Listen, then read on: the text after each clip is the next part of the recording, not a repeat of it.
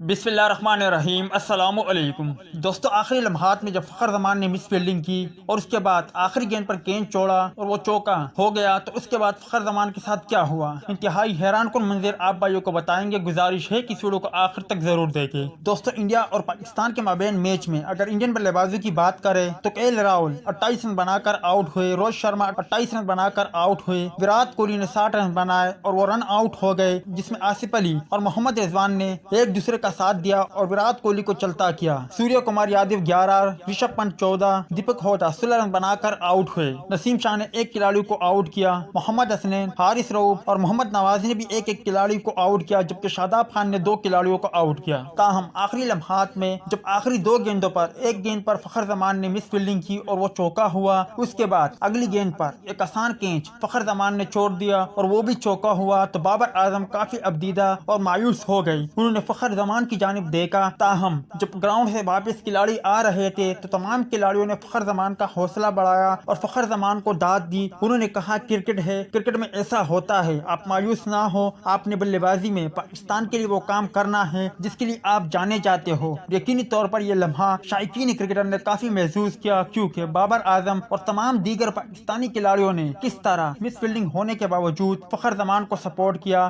Ground میں یہ منظر دیکھ کر شائقین کرکٹر کھل اٹھے۔ امید ہے دوستوں کہ آج کی مختصر ویڈیو بھی آپ بھائیوں کو پسند آئی ہوگی۔